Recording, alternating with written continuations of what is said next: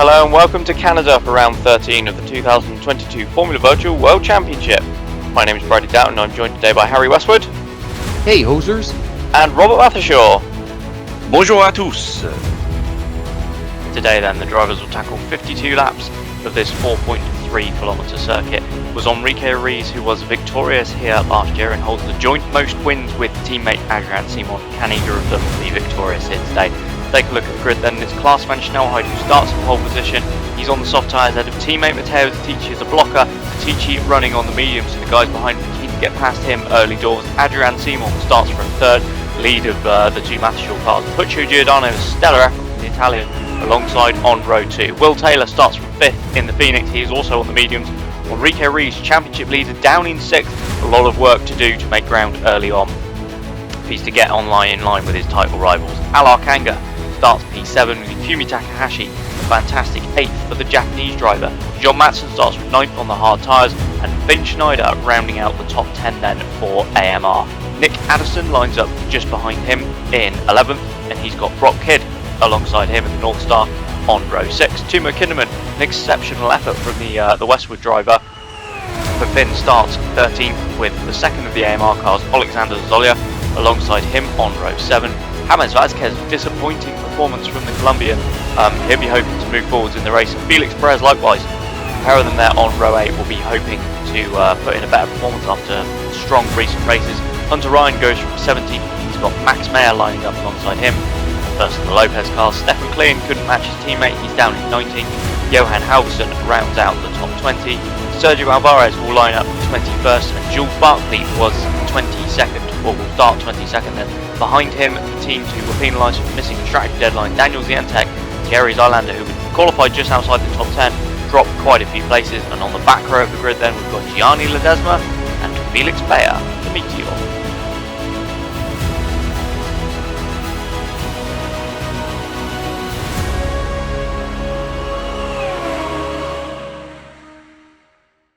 So as we go down to the grid then, it's Klaas van Snelheid in pole position on the right, Matteo Zatici, his teammate, alongside him on the front row.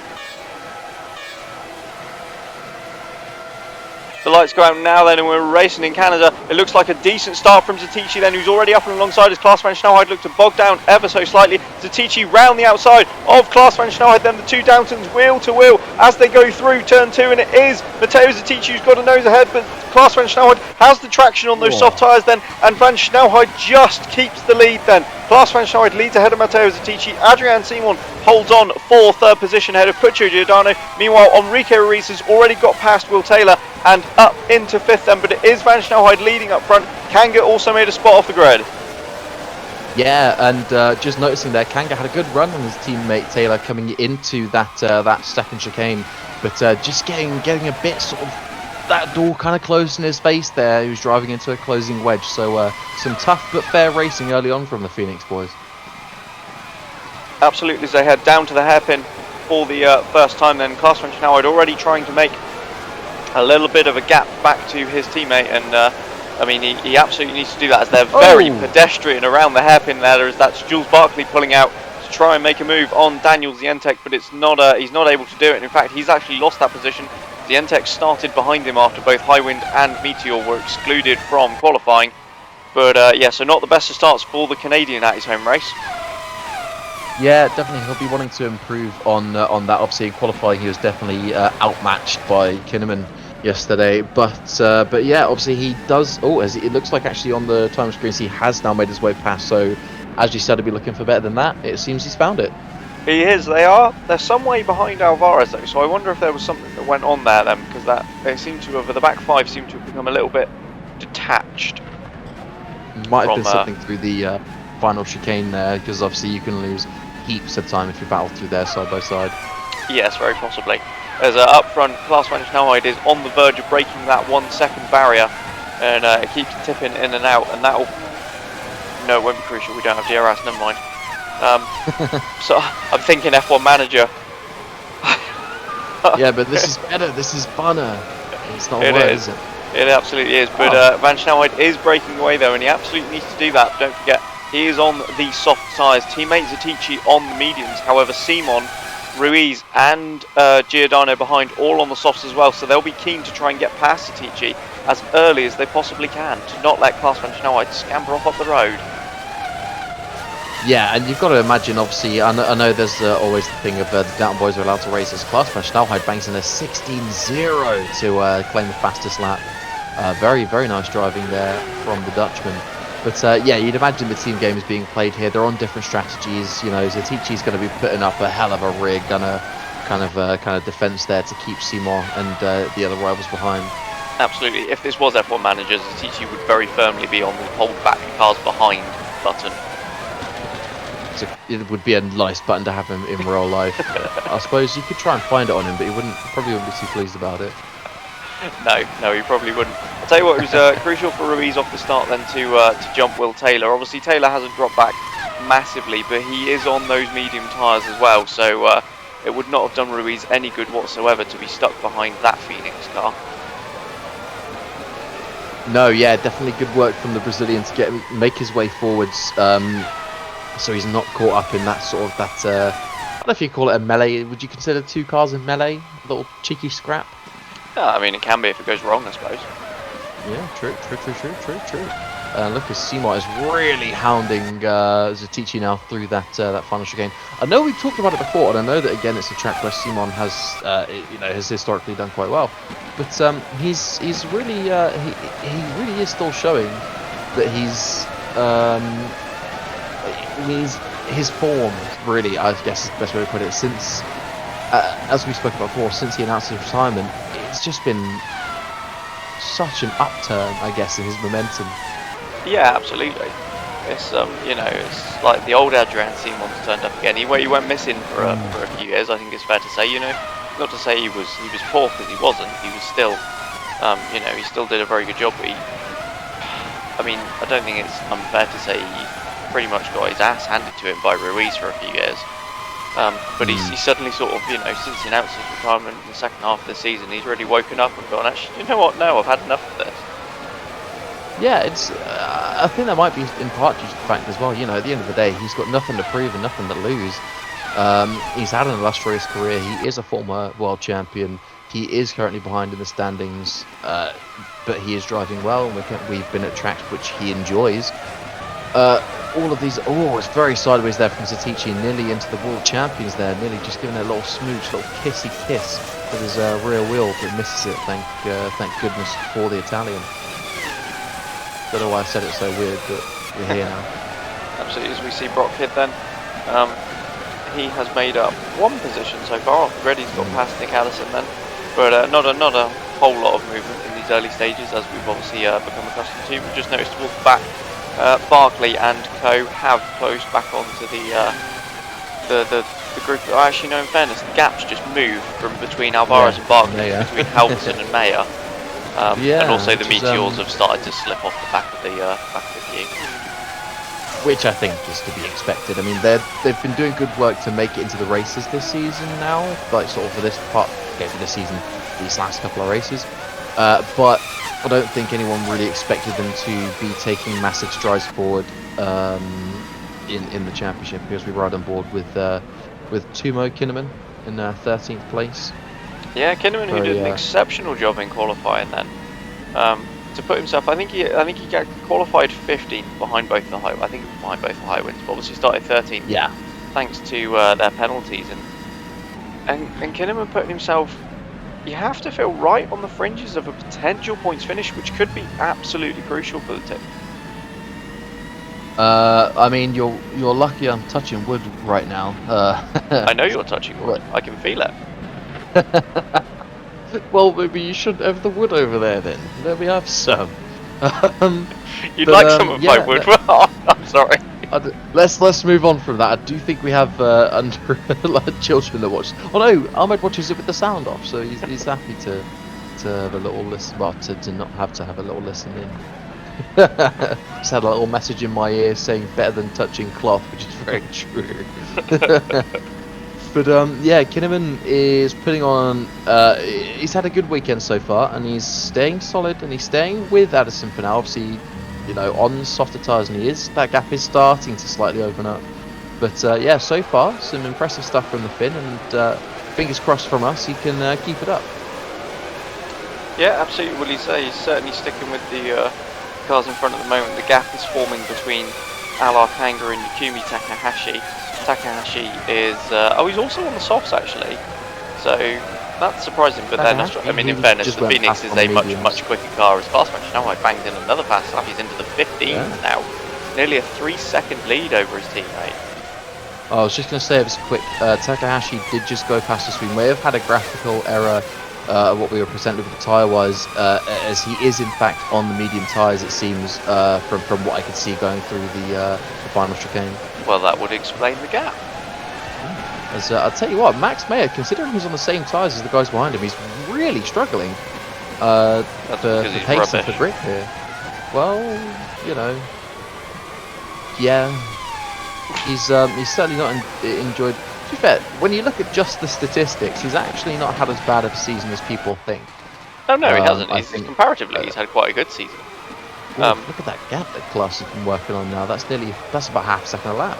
Yeah, 3.5 seconds. He's opening it up. He's doing exactly what he needs to do here, Klaas van Snelheid. But I was just going to mention something. Giordano doing an exceptional job at the moment to stick with these guys.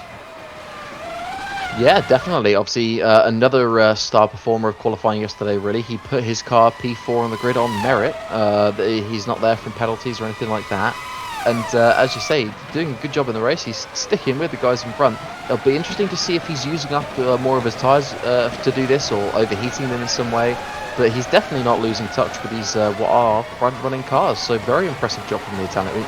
We've seen that he's got the kind of the talent to pull something like this out of his arse at a moment's notice, haven't we, before? And especially 2020 and some of the drives he pulled off in 2018, when admittedly the car was a lot more competitive. So we know he's got the balls. And he's making Ryan look a bit of a muppet. Yes, yeah, Hunter Ryan obviously not performing nearly as admirably. It's weird, isn't it? Because normally, I think, if we'd seen Hunter Ryan sticking with James Vasquez this season, I think we'd be surprised, and I think Ryan'd be delighted. Unfortunately, as it happens, Vasquez seems to be having one of the rare off weekends at the moment, down in 14. He had a really poor qualifying session. Yeah, well, you just have to look at the way the season's unfolded. Ryan's just been off the boil in qualifying, which just meant that no matter how well he races, he's just been impacted by that, and he's always having to overcome that gap. I mean, he's in the races, I would argue, he's not even driving poorly, really. He's driving fairly well, but he sets himself such a challenge, and Kanga used to do this as well with a poor qualifying. We know Ryan's not a bad driver. I'm pretty sure he actually beat Giordano last season. Like, he's a good driver. Whatever it is, he's just not able to extract the performance out of the car over like a sort of a one-lap basis currently, which is interesting because you've touched on that previously, haven't you, with other drivers? Yeah, he sort of fitted into that. I mean, obviously, you know, we've had that discussion, haven't we, of drivers struggling in the pre-qualifying session, which is obviously a very short session. But yeah, I think the drivers that just generally struggle in over one lap is a slightly different conversation. But yeah, as you mentioned, we've got obviously Kanga in that group. Zazolia as well, very firmly, I think he's someone who struggles over one lap, but is exceptional over a race distance. And yeah, I think Hunter Ryan is almost definitely in that little cohort as well.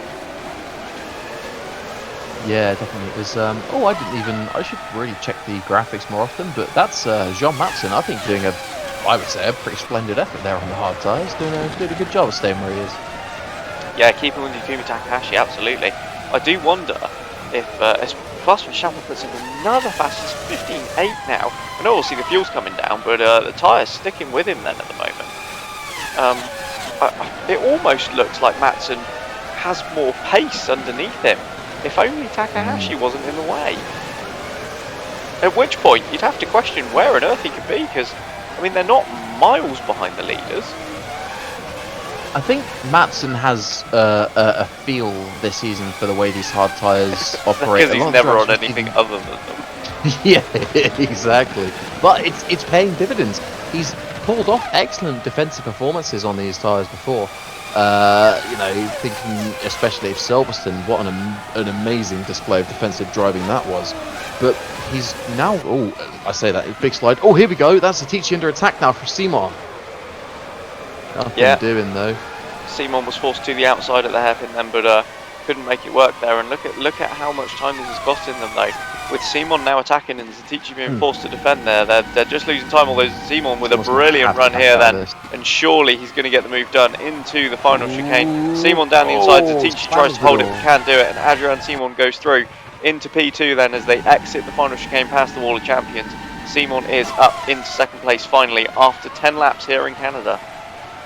Yeah, and look who's now come to play. Giordano has been managing his pace and tyres really well, and it doesn't even look like he's not ready to fight. I mean, he's taking some slightly different lines to the guys around him, but whatever he's doing, it's working for him. And I'd be interested to see Giordano against his compatriot there, his rookie fellow countryman with Zatici. Obviously, this is the last time we had two Italians battling in the top 4, top 5. I mean, I think Giordano has been there on occasion before this season. I don't know if he's finished there, but one of our stat people, get on it immediately, please. I would, but the woods broke. Why'd you break it? That's your baby. I know. Well, I didn't break it. It's not my fault. What'll be interesting now is to see how fast Simon can go, whether he can actually open that gap up to Matteo Zatici and close down the sort of like near 6-second advantage Class has pulled out in these opening 10 laps. Yeah, it's been, and I think obviously as he puts in another fastest lap, he's been aided a lot by that defense from Zatici. It was only for a few corners, but just keeping Simon at bay with some clean driving for those 10 laps has really paid dividends here, and Class has now got a nice buffer on what is really quite a short race and a short pit stop as well. So it's, I mean, do you think we're already about a fifth of the way into the, in fact, well over a fifth of the way into the race now. So you know, it's a good team effort there from Zatici. He's definitely playing the game well. Absolutely. I've just looked it up. I'd quite like it if Giordano didn't finish in the top 5, to be honest. So far this season, Giordano's finished in the top 5 twice. Once in Malaysia, where Zatici retired, and once in Italy, where Zatici retired. It's the Italian unreliability, except instead of the car, it's the driver that can't make it to the finish. Yes. Well, to be fair, Malaysia was the car. Yeah, Italy was the driver. Yeah. To be fair, I forgot his engine blew up. Italy was just a muppet. To be fair, Giordano is looking a little bit more vulnerable now to Ruiz. Obviously, former teammates, these two. Drove together for, I think, one whole season. Not long, but they definitely would have learned at least a bit about each other in that time. Yeah, I don't even think it was quite a full season, was it? Didn't Giordano get drafted in after a handful of races to replace? Yeah, Jochen Weschnauheit. Question mark? No, or was it might have been Inman. Do you know what? I have a feeling it was Jochen. Yeah, I think you're right. I think it was Jochen. And then Inman was the year after. But I've got to say, what I think Klaas has done really well is, obviously, while he was opening up the gap quite nicely early doors, he's been able to do that by keeping up a good pace, but also it looks like he's really not been working his tyres too hard. He's been able to bring them in so nicely that he's just doing what I assume is a fantastic job of keeping them in like an optimal operating range there, because he's just setting fastest lap after fastest lap. You cannot do that without exceptional time management. So really, really impressive stuff from him. Yeah, he's treating them incredibly delicately, isn't he? But behind, Adrian Simon is now starting to gap Matteo Zatici, but crucially not closing down that advantage that Klaas has opened up thus far. Yeah, he's about matching Klaas for now, which is, I think, not the worst thing for this stage of the race. Obviously, Klaas has had clean air for the whole race, as opposed to Simon having a large amount of dirty air. So, you know, letting those tyres cool, letting sort of everything kind of get back to its operating, its optimal range there, so he can then go on a charge, might not be the worst thing in the world. Don't forget, Simon's got a lot of experience at the front of the pack, so it'll be interesting to see how it plays out over the course of the race, I reckon. Absolutely. As we see the two firsts then, who are somewhat surprisingly quite down the order actually today. They've really bounced back in the last couple of. They've not, you know, it's no secret they've not had the season they wanted by any stretch of the imagination. But the last couple of races have been quite strong for them, including, was it a double top 6 for them last time out? Yes. Or was it Belgium where they? I'm sure it was last time. No, it would have been Belgium. Oh, only one of them finished in Italy, and then Belgium, but they were both cars in the top 7. But there's still a hell of an effort. First have really come on quite strongly in the last. Well, they've scored points in the last 3 races, and suddenly they've turned up in Canada, and it's like the pace has vanished. Which is especially odd because I'm pretty sure that historically, when we come to these North American rounds, they kind of kick into another gear. Well, especially Perez should have won here last year. He should have won comfortably, but rather threw it away. And I think it was either last year or the year before where they got a nice win at Indianapolis. Obviously, I don't remember the circumstances, but it was 2020, having the pace to get that win is nothing to sniff at. So they'll be a bit surprised and disappointed with how their race is going so far, for sure. Obviously, they'll probably take some solace from the fact that their rivals, for where they are looking no better off, really. Not in a massive way, unless attrition becomes a major factor in the race. But yeah, really, real surprise from them this weekend. Yeah, because they're well, I mean, you say they're rivals, but in fairness, they are now only 16 points behind Ocelot, who have only scored 14 points in the last 3 races compared to first's 29. So they're probably, in terms of rivals, they're probably more looking forwards to Ocelot than they are anyone behind them, because they've got they've now got a 12-point advantage over AMR in PA. So they are actually losing out to their rival quite a bit. I suppose it's an interesting way to look at it. Yeah, I hadn't actually thought of it that way, but yeah, with them closing the gap on Ocelot, this is sort of at the moment looking like a hard reset of all their progress. Yeah, very much so. As speaking of Ocelot, we've got Giordano there, still running around in P4 then, but it looks as though although he's able to stick with these guys, it doesn't look like he's got the pace to be able to do anything about Zatici at the moment, does it? No, he's definitely not got enough left in those tyres really to make a pass, and he may now be considering sort of his options for pitting, which I've actually just also been receiving a little chatter in my ear that we're coming up on some well, we've got some news on the strategy there, so I'm going to throw it down to Rob in the pit lane, which is very nice to do. Rob, how you doing? Yeah, I'm very well, thank you. Good afternoon, everybody. So we're just about to approach probably 1 to 2 laps time the 2-stop window. I think with the cool temperatures here in Canada, even I've got a jacket on today. Yeah, I don't think it's going to be a challenge for these the medium-tired runners or the soft-tired runners to kind of extend their stints out. But yeah, we're approaching that 2-stop window comfortably, and then obviously kind of around lap 26 for the one-stoppers.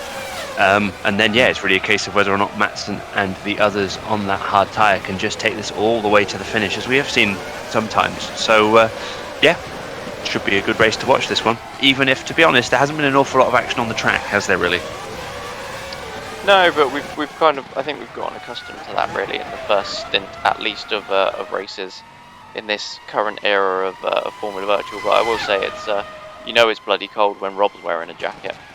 Okay. Yeah, I mean, the man lived in Scotland for a lot of his life, didn't you? So yeah, definitely chilly if Rob's got a coat on. Yeah, as you say. But interesting to hear that sort of that insight then regarding strategy, and seeing now, see, teams are now going to have these options open to them. We could see some undercutting. We could see. Oh, I thought it was coming in then. Oh, I'm not going to lie. But yeah, we could now see strategy starting to play a part. And as you mentioned, Bradley, that is when we do start to see a bit more overtaking, a bit more on track action. So could be about to heat up and down the paddock there. The grid, sorry. The grid. I just choked on my words as well. Don't do that. It's not good. But we see Matteo Zatici then. He's running.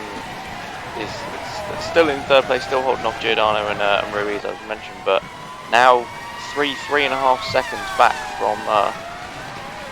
from Adrian Simon, so it's definitely not got the pace at the moment on those mediums. But let's not forget, on those medium tyres, he's going to be doing a whole pit stop less than those on the softs.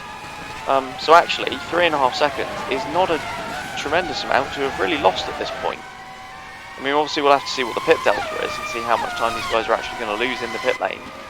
But yeah, we're not expecting it to be much. Obviously, it's a notoriously short pit lane at this circuit. I think you lose maybe up there with like the least time on the calendar, like relative to other circuits. One thing I've been sort of keeping an eye on in the back of the midfield, which could prove really crucial. Oh, we've got a pit stop. Never mind. We're going to throw down to you in the pit lane, Rob. We've got Simon coming down your way. Yes, Adrian Simon in the pits. I can see him coming down now. First of the soft-tired runners to stop. Interestingly, it's Klaus van Schnellheid in the lead, continuing onwards. That clear air really doing him some good with his tyres. A very quick stop there from, not too bad from Porsche there. Simon, it's going to be interesting where he comes out though, because obviously you've got Madsen that's there on the hard tyres, and yeah, he's right with Madsen. Oh, that's crucial. Oh, that was beautiful. Sorry, just watching that there on the screen. That was kind of almost like spooked Madsen off of his line, and Madsen got all crossed up on the exit there. Brilliant driving from Simon to hold that around the outside on cold tyres. Yeah, that was looking a little bit critical there for Simon. I think that the Porsche team will have very much known that that was his battle to get there, and he really needed to make that move immediately. Otherwise, with that 2 compound difference, even with overtaking being so difficult as it is here, I don't really think he had much chance. Yeah, and it looks like, obviously you mentioned having a compound difference. He's only got 1 compound difference here, but he's looking so much faster on those fresh tyres. They look like they've honestly switched immediately for the Frenchman. So, but here we go. Here's going to be the deciding factor then. Klaus van Schnellheid peels into the pits. How much time will he lose to Simon? I do wonder if, I'll obviously let Rob cover the pit stop. I was just going to say, I do wonder if Matthew Shaw were hoping there they'd get him out ahead of Takahashi to try and perfect the undercut, but it looks as though he's going to have lost a bit of time. Simon now goes for the overtake on Takahashi then at the chicane and does get the move done, but Klaus van Schnellheid exits the pit lane and he's going to be comfortably ahead then, is the Dutchman. Van Schnellheid, where's he going to feed back out? It is in third in a beautiful bit of clear air before he reaches Will Taylor then. Yeah, and that's as well as being the clear air. Giordano might be trying to squeeze through to some there as well, so really tight margins on these pit stops here, and he's just about managed it. Great stuff there. But yeah, it just shows you how tightly calculated all of these pit stops are, all of these times are. The second they spot a gap, they know they have to go for it. But yeah, as you say, it does look like he's gained time on his rival there. So as you say, a good choice from Porsche Matthew Shaw, and well driven from Simon so far. Let's see if we can keep that momentum going now. Yeah, absolutely. Just noticing that, in fact, despite being stuck behind Yukimi Takahashi for most of his outlap there, Simon has still managed to gain about half a second, or half a second to a second even. I'll get my words out eventually. On race leader, well, former race leader Klaus van Schnellheid. Then that gap has come down, and Matthew Shaw will be looking to see what they can do to bring that down even further. But talking of gaps not coming down, Enrique Rees, he managed to get out just ahead of Alexander Zolia, but stuck behind Nick Addison now, and we'll see Quicho Giordano scampering into the distance. He won't like that one iota and decides to do something about it round the outside of Nick Addison at the final chicane, and Ruiz moves himself back up into 9th as towards the front. Klaus van Schnellheid has already caught Will Taylor, and he needs to get this move done because that gap now between himself and Adrian Simon's down to 4.5 seconds, and Simon is going to absolutely chomp that up. It's 4 seconds now. Taylor is so much slower than these guys on the fresh soft tyres. Yeah, and Klaus is going to lose even more time through here because there's not really a chance to overtake now before the hairpin, and even at the hairpin it's a big risk. Look, he's lost another 4/10 there, so here we go then. Is he going to try and make a move up the inside? He thinks better of it, waits to make the move, sorry I should say, down the back straight, but that's another few... oh, that was just the timing screen.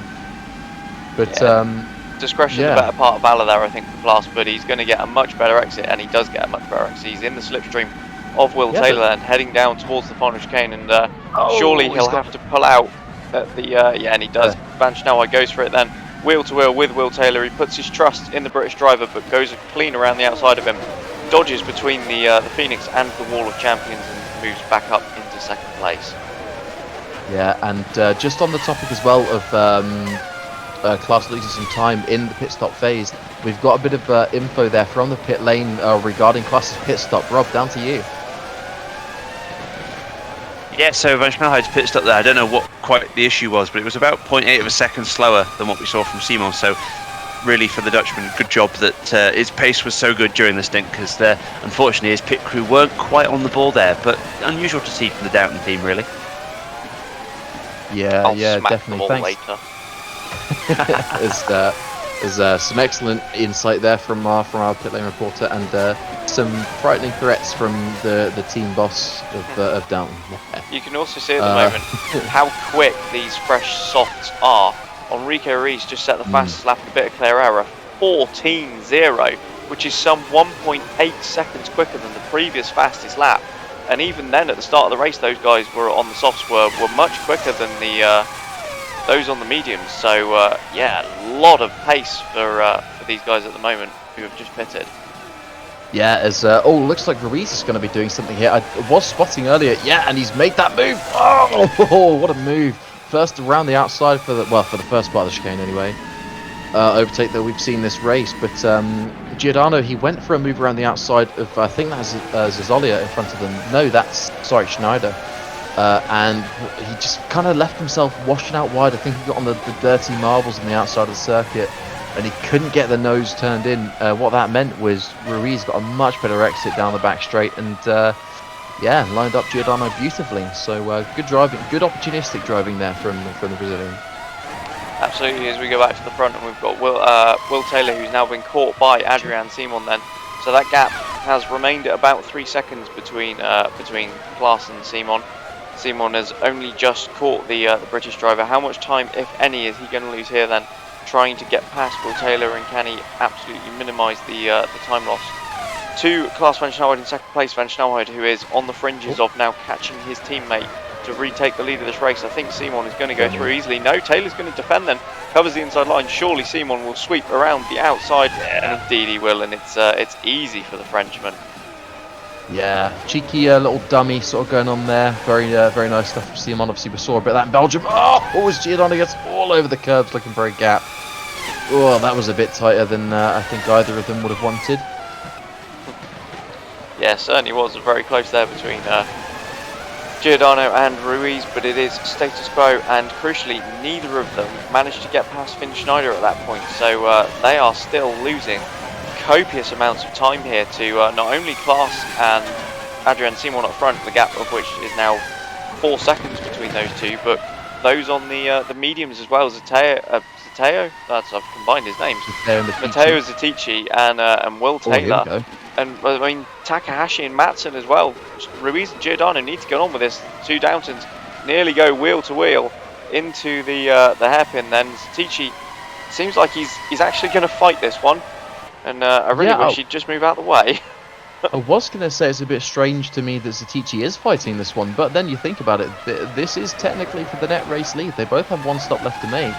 But there's no contest there. I was going to say, actually, I'm not sure he did fight that towards the end of the straight. It looked as though he faded out of the throttle and let Klaas have the racing line and let him crack on with the job he needs to do.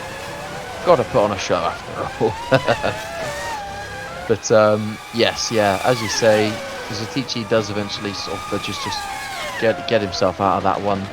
And Klaas Van Snelheid moves himself back into the lead of the race. Yeah, Ruiz has gone past Schneider as well, sorry.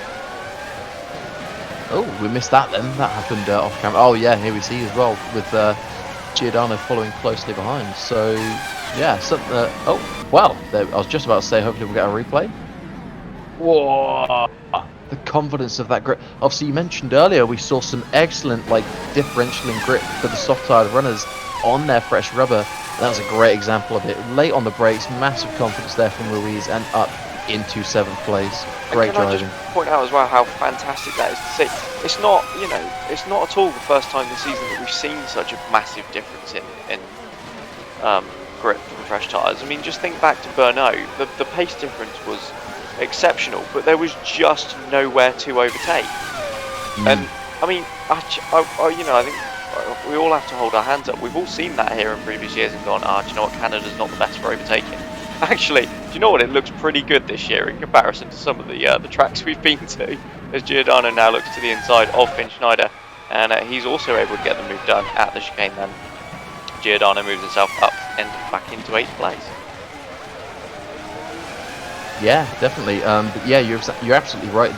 That tire differential is giving us some really good racing right now, and it's nice to see. Wow, we've got a right gaggle going on here.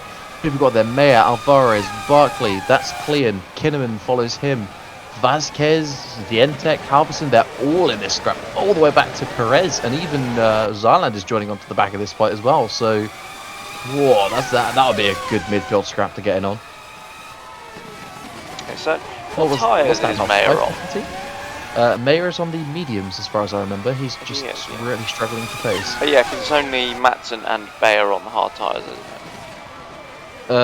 Yes, although we've not seen a shot of Bayer this race so far. I'll tell you what, yes, though, if Bayer is on the hard tyres, he's doing an exceptional job to stick with his teammate, because the information I had was that Ledesma was on the softs, but given he's only half a second ahead, I'm assuming that's wrong. Yeah, I'd be surprised if Ledesma's already made a pit stop on his teammate. He's, I mean, fair play if Class he has. has. Yeah, but that's class. True. In the nicest way, we're talking about Ledesma. Yeah, fair point. He is one of the vets, to be fair, of Formula Virtual. Obviously, he's been around a while. Well, kind of. He was there in 2013, wasn't he? And disappeared for several years. Yeah, he pops his head in when he feels like it. When he feels like showing up the rest of the grid.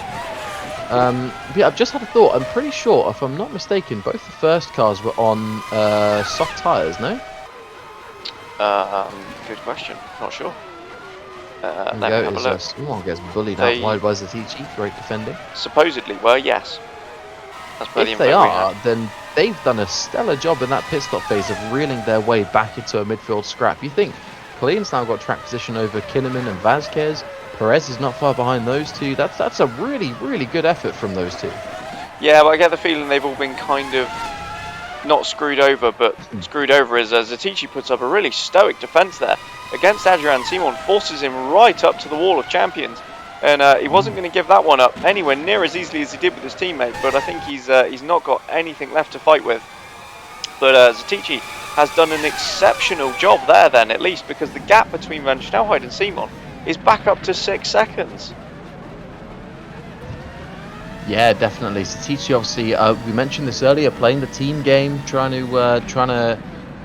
Obviously, he's got the championship in his mind, not drivers, really, I would say, realistically anymore. But still, the teams is up for grabs, and he knows that the more he holds up Simon, the better he improves his teammates' chances of the drivers, and the better he improves his team's chance as well in the constructors. So, excellent defending there. Slightly aggressive, but, still, left enough room so there wasn't an accident. He's not driving recklessly. So, all in all, very, very good driving there from the Italian.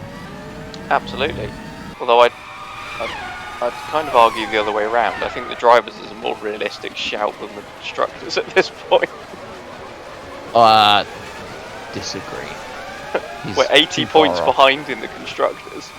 Class is only... Oh, wait, do you mean Zatici specifically? Yeah, so I should have said Zatici, his chances of the drivers. I think he's already out. But, what, not mathematically? Oh, no, not quite. However, if we, include this race, there's 4 to go, which is 100 points up on offer, and he is 93 behind. I can't believe after this race we're going to be the final 3 races of the season. Feels like everyone launched their cars just maybe a month or 2 ago, and suddenly we're in this. What is? I mean, in fairness, Meteor pretty much might as well have done. Yeah, but in all seriousness, it's not just that as well. The sport is now entering into quite a period of change. Some rule changes, some team changes, a lot of driver changes going on for next season, a lot of engine changes for next season. A massive period of mix-up, really, for everybody up and down the paddock. So it's really just sort of an odd thing to wrap your head around, I guess, in some ways, that's already nearly upon us. It is, but we still have half of this race and 3 more to go this season that we need to close out first, and it's a thrilling battle as we now see Ruiz and Giordano have closed up. And to be fair, Kanga's caught them as well now. Kanga is absolutely with this duo, And as Zatici pits then, Zatici dives in on those medium tyres for his one and only stop. Rob. So we've got Zatici in now. It's another 4-second stop there, I think, yeah, for the Downton team. So another not massively quick one. Will Taylor, on the other hand, what was that? 3 point. It's all right. My yeah, 3.9. Trying to read the time screen and my glasses aren't working particularly well. But so we've got Zatici out in 4th. So yeah, to be fair, Zatici there 4th, and with only really moving upwards once we've seen the pit stops from Ruiz and Simon for their final stops. Simon now looks like he's about 16 seconds up the road from Zatici, but yeah, so I think Zatici looks like he might be on for a 2nd place if he does well here. Yeah, not the best of stops, as you say, from the Downton crew, but Zatici back out. It's slightly disappointing. I'm sure he'll be with that, because if it had been, if it had been one of Downton's better stops, he would have been out ahead of Enrique Ruiz. But as it is, he is just behind the Brazilian. Crucially, Giordano seems to have lost a massive amount of time there. Ruiz got clear of Matson, but Giordano didn't manage it. But Zatici on these fresh mediums is looking incredibly racy now. I just wonder if he's going to have a little bit more pace than these the worn soft tyres, and whether if he can clear Ruiz, he can start to eat into that advantage that Adrian Simon has at the moment. Yeah, and it looks like he's set to do exactly as you said, as he's got his car positioned on the inside very nicely. Yeah, looks like the fresh tyres really helped him out, so able to work some temperature into those, and yeah, or just a textbook move from Zatici. I think, look at the exit. He's nearly a second clear by the line. Yeah, that's insane. The grip that fresh tyres are giving here today. But yeah, I think the tyre differential and getting like an undercut is really key here. It looks like then, as you've just mentioned, obviously, as we've got now some more midfield medium tyred pit stops, as that sort of resets the midfield. Addison and Zach Schneider coming out in the middle of that little scrap as well, as there's Zolia right at the back of it. I'll tell you, that's got to be a pretty miserable sight, hasn't it? Heading out the pit lane and just seeing a train of like 6 cars go by. Yeah, definitely. It's it's got to be discouraging. Alvarez lost a bit of time in the pit lane there. He's found his way behind Zientek and Barkley, which is, I don't know how he's done that. But, speaking of behind, yeah, Giordano still hasn't got through on Jean Matson.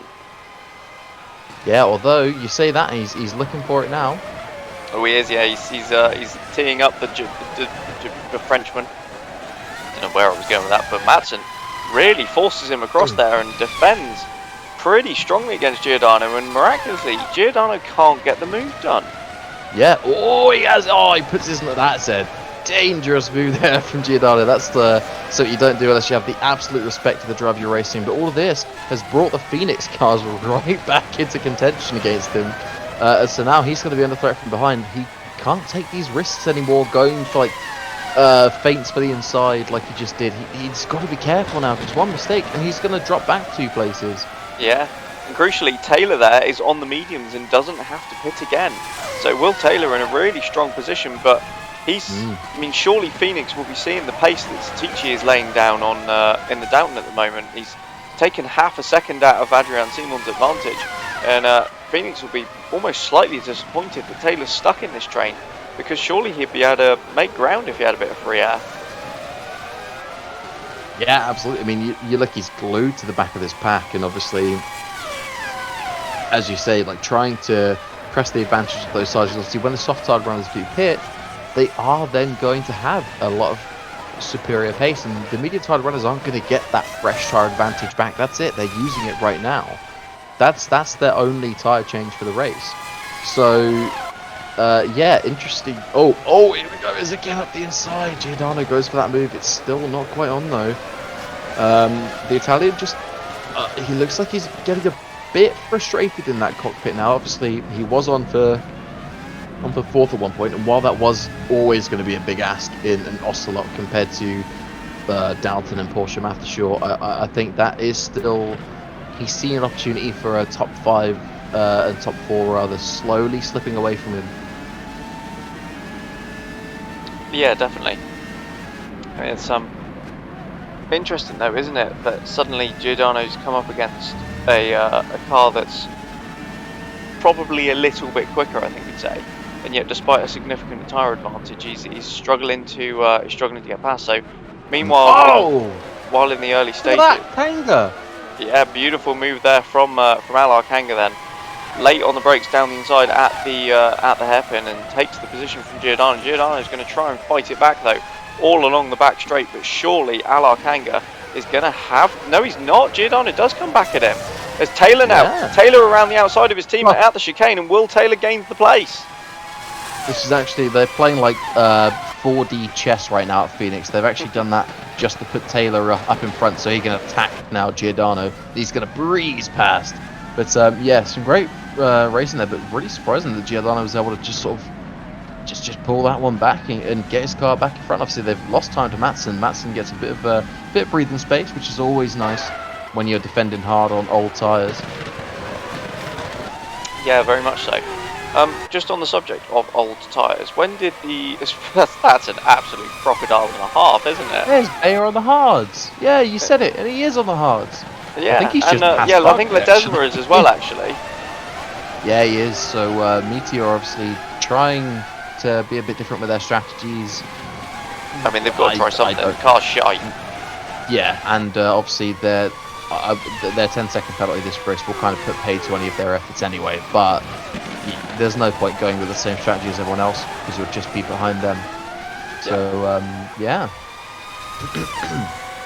Yeah, no, absolutely. I was just to say, when did the soft tyre runners pit for their first stops? I'm gonna throw it out to Rob and see if he remembers that one. Rob, do you remember what the pit windows, the pit laps were? Sorry, what Yeah, what the strategy was? It was about lap 18 or 19. So to be honest, I'd be expecting to see Adrian Simon as the first of the guys that pitted the first time round in pretty imminently, maybe like 2 laps from now. Okay, thanks for that, Rob. So yeah, we're according to our pit lane and that. Oh, as we got Barkley, puts the moves back on there, and That's Ledesma ahead of. Oh, it's Ledesma. Oh, I just assumed Bayes in front. No. Great scrap between these pairs, to be fair. But yeah, no. So with that pit window opening imminently, then obviously we saw Seymour try and box for that clear air, that advantage. I wonder if he's going to be able to find a good spot to slot into this time around. Yeah, I mean, there's definitely a gap behind him, isn't there? There's 14 seconds to Teachy and then another 3 to Ruiz, who obviously will pit himself, and then Matson's another 8 behind. So Seymour's definitely going to get some clear air, and he's made the most of this stint since he's got past Teachy. Yeah, finally then Giordano with the move, and does get it done and moves himself up and into 5th position. But I mean, he's going to be pitting another lap, and then he's going to have to gain a whole pit stop on John Matson and overtake him again. Yeah, you do have to wonder if it is a little bit of a case of too little too late there for Giordano. It's going to be a big ask. Seems like it might be, doesn't it? As yeah, sorry, up front I was going to say, Simon has closed about half a second on Klaas van Snelheid since he's passed Van Snelheid's teammate Matteo Zatici. So he's making decent progress, and an undercut here could put Simon within, you know, at least shooting range. Yeah, definitely. I think it's probably Porsche Mattershaw's best shot at getting Simon, as you say, within striking distance of Klaas. But that's the phrase I was after, about not shooting range. I don't know what shooting range is. It's somewhere that you go in America to practice for school. So, it's not funny.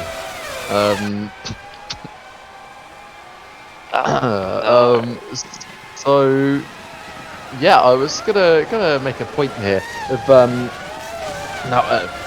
that shot perfectly illustrates the point I was gonna make. Now we're seeing a lot of sideways movement from the cars here, and I will throw down just for a bit of clarification there from our pit lane expert. But I'm just wondering if obviously this is already quite a rear limited circuit. What we mean by that is just a circuit where a lot of the degradation occurs on the rear tyres because primarily they're put under strain in the traction zones. Essentially, it's not really as much load being put to the front tyres.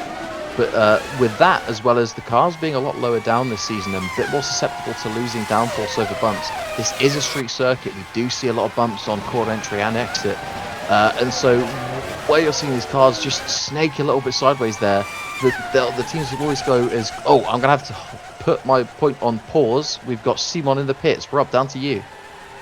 Adrian Simon coming in about when I predicted, hopefully, on for his said final about stop. Just going to have a look. It's another relatively long one, another 4-second stop. So he's definitely going to be behind Matteo Zetici. So it's just a question of how big that gap's going to be, and he's just about. Oh no! Oh, wow. Okay.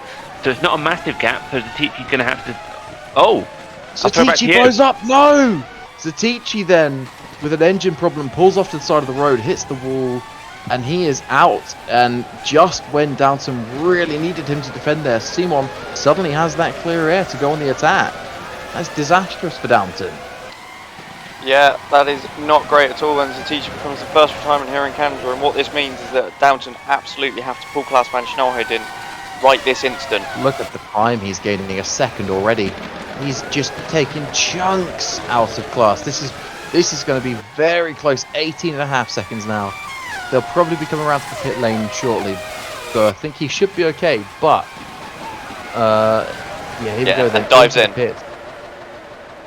Right, so this one is an even more crucial stop for Downton than we thought it was going to be. It's going to be, I think he's going to be close, but I think that Van Snelheid's gap of 5 and a bit seconds. Yeah, the pit stop was half a second faster as well. I think that Van Snelheid's very comfortable. So good stop from the Downton team right when it was necessary. Yeah, Van Snelheid then crosses the pit exit line while Adrian Simon crosses the start finish line. Obviously Van Snelheid misses turn 1 as well thanks to the pit exit and does get out with a reasonable gap as Enrique Ruiz dives in as well for his stop. Yeah, but I will say even with the sort of the 6/10 slower pit stop, that did still cost it's got to be about 2-3 seconds.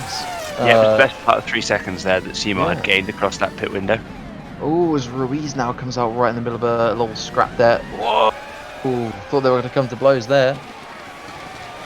Yeah, Ruiz just gets clear of Yukumi Takahashi. I was just going to mention Takahashi a second ago, but the pit stops rather got in the way. Takahashi doing a brilliant job so far, as we obviously we thought he was on the softs, but not actually. He seems to be on those medium tyres. Stuck with Will Taylor and John Matson. And Taylor now looking at a net P3. Takahashi right with him. He's in a net 6th position as it stands. One thing I also want to point out there as well, speaking of drivers putting on a good show, Schneider, he's got Addison 7 seconds behind him, who's also on the medium tyres, and then Giordano behind him. So good showing from Schneider in the AMR. So some really, really nice drives unfolding here today.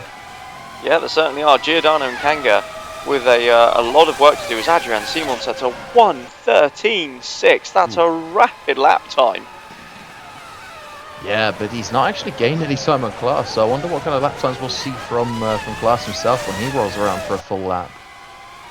Well, yeah, we'll have to keep an eye on that. But yeah, I was just going to say Giordano and Kanga with a lot of work to do now then if they're going to get back to sort of some reasonable scoinsporing positions. That's not right. Scoinsporing. Yeah. We'll go with scoinsporing. Yeah, as where they were. They've got to clear Addison, but then they do have some clear air, so they'll be absolutely desperate to do that sooner rather than later. Yeah, exactly. They'll want to make use of that earlier, as you say, when they've got that grip in the tyre. But obviously, you know, it's going to be a big ask, and obviously another good performance here, really. Now even more so, I would say, is the fact that Matson has been doing that defensive work. Is that he's found himself in a top 5 spot right now, which is nothing to really scoff at. He certainly does. He's got Takahashi and Finn Schneider right with him though for company. And speaking of company, this is Enrique Ruiz on Will Taylor then. So Taylor currently holding that final podium position, but I sense he's probably not going to be holding it for too much longer. Yeah, obviously he's going to make every effort he can. That's a good defensive move there. Plants it in the middle of the track. Ruiz says, "Thank you very much. I'll go the other way," and swoops around the Brit. Very nice move. I feel like Taylor thought he might have had that covered off then, as behind Takahashi goes. Yeah, Takahashi goes past Matson. I feel like Taylor might have had that covered off. But he sort of parked it in the middle of the track and was like, "Yeah, I've got you now." And Ruiz went, "That's fine. I'll just drive around the other way." I have the grip. But I'll just quickly, just sort of hoping that it dies down for a sec. Quickly finish my point from earlier. So I was saying about seeing these cars sliding a lot. We do normally see some high rear degradation at this track, as I mentioned, but will be even more affected now by the fact that cars are more susceptible to bumps. And so for anyone wondering why the cars are getting so sideways around the circuit when they're not really getting too near the curbs, that'll be why. The drivers are really they've been reporting having to wrestle the car all weekend with the car so stiff over these bumps. So just a little bit of insight to the sort of just the task that is in front of these drivers today. Street circuits are always going to have a more detrimental impact to especially this generation of cars with the lower ride height. Don't know if I'll let Rob weigh in if that's if anything in that isn't spot on. But also we've got Schneider goes from mid now. Yeah, Matson, his tyre's starting to go off there as well. So Matson is starting to fall down the order a bit. No, I think you absolutely hit the nail on the head there. This generation of cars is a unique challenge, and well, you've summed it up perfectly there. Thank you very much. I'll cheers. I'll drink to that. So interesting now that we're seeing Matson's tyres sort of he may have just overheated them sort of with all that battling, but it almost appears like they're suddenly falling off a bit of a cliff. He's losing positions, but he's had no real problem defending all race, and so it's odd that that's happening now. But Giordano has closed him by a second this lap alone. I was going to say that gap's come down massive. When I last looked, it was 7 seconds between Matson and Addison. Giordano is now through, and it's suddenly 2.5. So yeah, it's coming down pretty rapidly. Also, a gap I was just noting was the lead one. It's up to about it's sort of flitting around 3.5, 3.6 seconds, which interestingly has gone up by about 0.3 each lap since Adrian Simon set his fastest lap. We've not seen a fastest lap from Klaas van Snelheid. So I just wonder if maybe it was the case that Simon used his tyres a little bit too much doing that, and whether he's just sort of spent a bit too much of them. Yeah, and obviously with that as well, we could be seeing that combined with, and if this isn't exactly word for word what you've just said, then I do apologise, but with the fact that Klaas, we saw it in the first stint, he brought his tyres in nice and gently, nice and slowly. He worked them up to a position where he could really push them. And I think that we've just seen that again this stint, where he's now being able to pull a bit more of a consistent pace as we watch Zylander make his way past Ledesma there for 23rd place. Although the high winds and meteors will almost certainly finish in the bottom 4 today. I mean, they're pretty much nearly there already, bar Alvarez, so... Although, Hunter Ryan is dropping down the order here, and he is out, so looks like he might have suffered some kind of suspension or brake failure coming into turn 3 there. Yeah, hopefully we'll get a replay hasn't it, for the Australian? It's, yeah, well, you shouldn't talk be about that can't way. catch a break. Yeah, definitely. Obviously, afternoon goes from, well, weekend really goes from bad to worse there for the Australian, and he is out. Here we go. Yep, so on board, that looks like a brake failure to me. Yeah, definitely. Oh, and a hefty whack with the wall there as well as we've got an off-board shot. Yeah, surely that's a brake failure. Yeah, that looks. This is a hard circuit on brakes, to be fair. It is notorious for that. Absolutely. Lots of I was about to say lots of starting and stopping. That's just racing. But yeah, lots of heavy braking zones at this circuit. I mean, you think you've got turn 1, this corner is quite a heavy braking zone, the next braking zone is quite heavy, and then the next, and then the next, so they really are put through their paces. Yeah, they certainly are. I was just gonna, what was I just gonna note? The leaders, we'll have to keep an eye on the gap, because Klaas van Snelheid, yeah, and there we go, as I literally, talk about that for timing, it's down to 2.5 seconds. Van Snelheid is now in amongst the back markers, so I noticed he put a lap on Bayer and was just coming up to Ledesma and Zylander, so the back markers could play a crucial role here as we get into the closing laps of this V-Prix. Yeah, this could be, I mean, we've seen Klaas benefit from this so far. 1.5! It's 1.5, look at the time that C1's taking. Show us the lapping on board. I want to see this. This is. Come on, Mr. Director Man. Here we go. There's Klaas van Snelheid. Then he's got a bit clearer air now, though. Yeah, so I would he's cleared them both. Similar hold up. Yeah. Although Simon manages to make his way through quite efficiently. If he can make his way past Zylander quite efficiently as well, that's going to be worrying for the Dutchman. Oh, mate, what on earth is Zylander doing? Yeah, a bit of a lapse of focus there from the Belgian. It's going to allow Simon right through, and suddenly the ball's back in Simon's court. Although the grunt of that high wind is something to behold. Simon will drive around the outside, maybe not. Nope. Wow, Zylander, yeah. I mean, in fairness, we don't have blue flags anymore this year, and this is why. It's for the drivers to find their own way past. Simon does now finally do it, but in doing that, he's lost a second of the time that he'd gained to Klaas van Schnauwen, and gap's back up to 3. Wow, second and a half, because it was down to 1.5, wasn't it? Yeah, and I wouldn't expect any more lap traffic to be factored into this race. There is a 7.5 gap now, 7.5 seconds, sorry, gap now, clear air in front of them. Yeah, but they are much quicker than the guys at the back, so I think that will close down. True. Also, Alvarez is on mediums, whereas they're on fresh softs.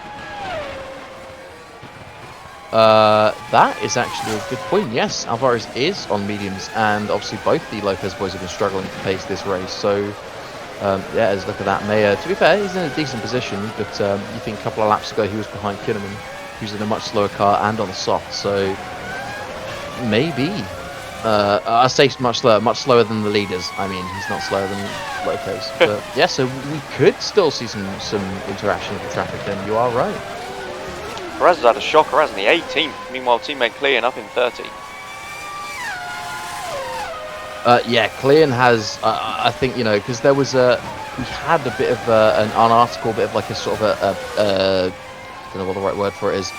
Just like a piece, some statements from Adam Blocker in the last week or two about Clean and about their decision to bring the Austrian into their race like pairing for this season, and he's proving today why they've done that. Obviously, he's had a great run of form recently, and you think earlier in the race we were saying about how they were looking quite shocking, and sure, he's not near the point, he's not in the point, so I should say, but he's really worked to get as close as he can. He's lifted his car back up the order, which in that midfield being so competitive is quite hard to do. Well, absolutely.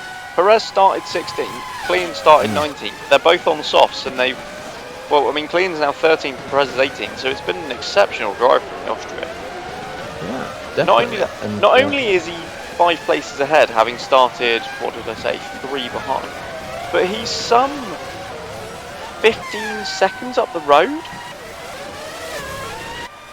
Oh god, yeah, he is, isn't he? That's rough. That is. And bear in mind, Perez obviously he's beaten the likes of Will Hoskins, who is a proven race winner, challenged for titles before, as a teammate, that is. So that's a really clean, really finding his feet then in the first team, which is really nice to see. Vasquez as well has had a dismal weekend. He qualified poorly down in what? That's a move. Kid. Not even. Oh, it is. Yeah, that's Pro Kid on John Matson then. So Kid gaining places and moving himself up into to P9. And Matson's now got Nick Addison coming out in pretty quick. He's only 1.4 seconds back. Matson could find himself out the points here as Klaas van Schnauwen disposes of Sergio Alvarez, but he has lost a bit of his advantage. Down to 2 seconds now then between himself and Simon. Oh, and a bit deep there. I thought Alvarez was going to come back in then. He might still. I think we saw Klaas van Schnauwen defending into that chicane. And to be honest, what this might do is Simon might actually end up catching Alvarez at a really nice opportunity to overtake. Probably not now, it looks like, actually. But no, I think Simon might lose the next lap, mightn't he, stuck behind the Argentine, which should just give Klaas the opportunity to scamper away. I don't know. What was going to be crucial now as to whether they catch the next little gaggle of cars. There's 7 seconds and there's only 4 laps to go. But it was 7 seconds before, and it was only a couple of laps ago. Well, so absolutely. And the next gaggle of cars is much, much bigger. There's, what's the 3-4 of them in that? Yeah, so the next gaggle you have Zientek, Barkley, and then Mayer, and then you could say potentially Perez as well. As Simon's not going to spend a lap behind Alvarez, straight down the inside at turn 3 then, and Simon goes through, and it's less than 2 seconds now, the gap between the top 2. Adrian Simon is not giving up on this, is he? No, definitely not. Obviously, he's using his experience to make his way through the traffic. He knows where the best spots are, especially when you reach this part of the race. I mean, you saw from the previous shot with the offboard of Simon just how much debris, how much dust, and all the marbles that are offline now. You know, you get onto those and you're done for. That is it. So really, really well done so far from Simon to pick his spots and make those overtakes. But yeah, we definitely do have a race on our hands for these last few laps. Yeah, we certainly do. it's be interesting. Klaus van Schneider would be hoping he can absolutely keep that gap, and almost hoping probably that he doesn't catch Daniel Zientek, but we'll keep an eye on that one. As we see now here, this is Nick Addison, who has closed right up to the back of Jean Matson then, and these two are now scrapping for the final point. Yeah, it's a big shame for Matson there, but as I mentioned earlier, it's just been looking like in the last sort of 5-10 laps that his tyres have just sort of hit like a cliff of grip, and they've just fallen off. But he did do really well to get himself even into this position to begin with, obviously rocking a harder tyre strategy at a track with one of the shorter pit lanes, while it's as cold as it is, and still nearly making it work. That is a commendable effort from the Frenchman, I have to say. Yeah, to find nearly making it work though. I mean, he started 9th.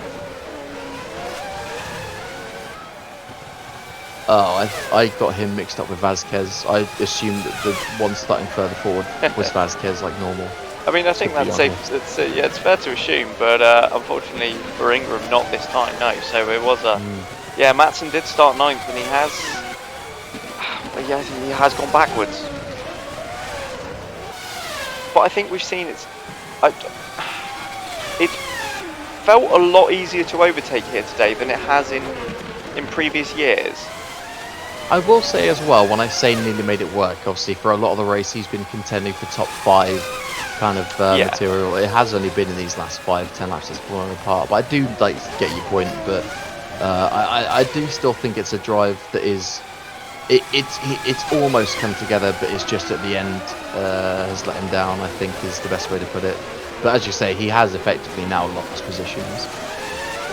I only just realised that Takahashi's 5th.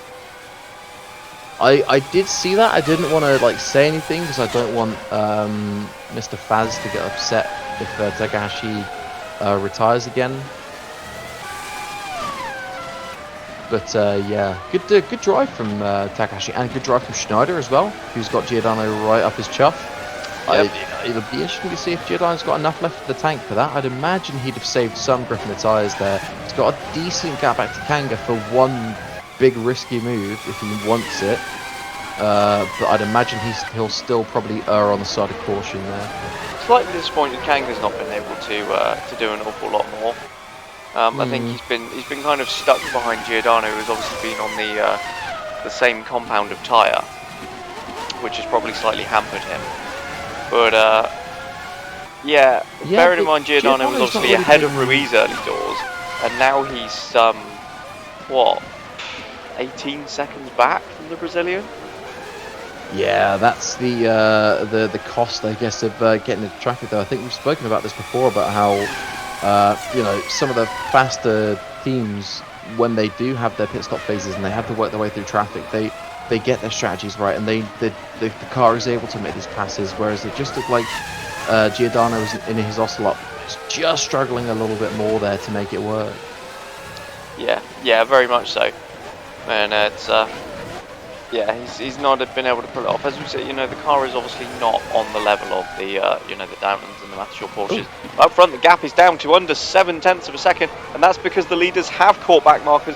They've both cleared Zientek, but now Van Snelheid's cleared Barkley, and Adrian Simon hasn't. It's back up to 1.2 seconds, and there's one chicane to go. And I think as long as he doesn't put it in the wall, because there's still a wall. Zientek's passed a lot. Oh, he has. Yes, Zientek's got them back.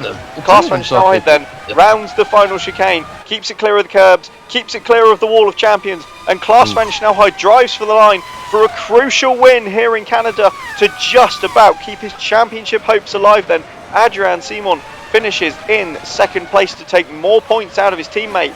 So the top 3 in the championship do close up. Enrique Ruiz squabbling with a Meteor to try and get over the line. It's he'll not enjoy that, I'm sure. But Ruiz, from what's to be fair, has been a pretty dismal weekend by his standards. Does still salvage a podium.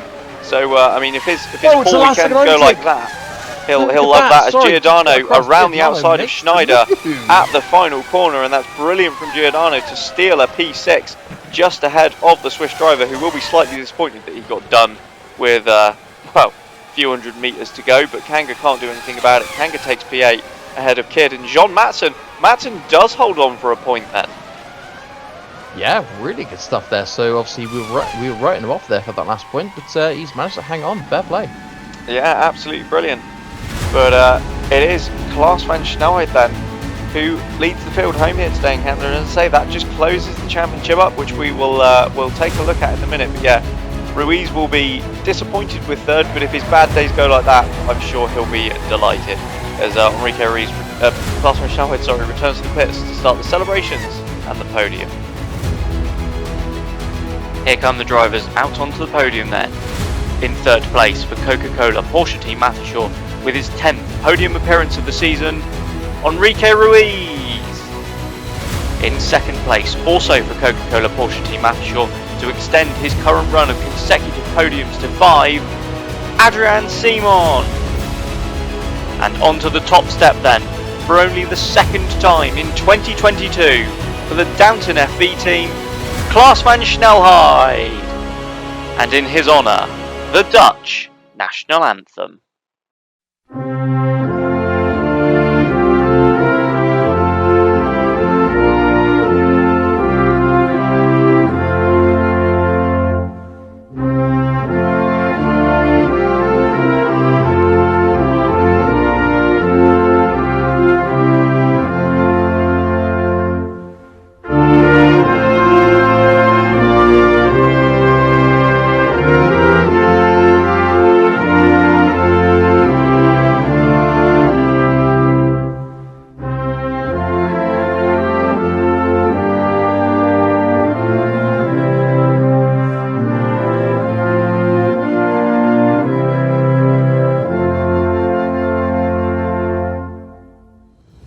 So there we have it then, an exceptional first stint from Klaas van Snelheid and some brilliant defensive driving from his teammate helped the Dutchman take his second victory of the season. Adrian Simon and Enrique Ruiz, the two Mattershore Porsche drivers, joining him on the podium then, as Will Taylor, Yukimi Takahashi and Finn Schneider all made those medium tyres work for some strong point scoring finishes. Also a great drive from Puccio Giordano and Alar Kanga as well to score points on those soft tyres and come back through the field towards the bottom of the order. Hunter Ryan and Matteo Zatici then the two on fortunate retirement. The Italian looked like he could have been on for a podium, but it wasn't to be for the second time in 2 races. In the Drivers' Championship, how does that change things? Well, Klaas van Snelheid is now within a win of Enrique Ruiz, but only just. There's 24 points. Adrian Simon 44 back. There are 75 still to play for. Will Taylor has moved up 2 places, while James Vazquez, after a poor weekend, moves down. Yukimi Takahashi and Finn Schneider also gain ground in the midfield then, ahead of Felix Perez and Stefan Klein respectively, the 2 first drivers after a difficult weekend for the American outfit, slipping back in the field. They'll be hoping to rectify that before the race next time out in Detroit. And in the Constructors' Championship, well, Mattershore's lead extends ever so slightly, it's up to 88 points now at Downton, which means they can win it next time out in Detroit. And further back in the field, looks like Phoenix are solid over Ingram, and Arrow have moved ahead of AMR, although the 2 are tied on points. That's all from our race here today in Canada. So from me, Harry and Rob, thank you for joining us, and we'll see you next time for round 14 from Detroit in the USA.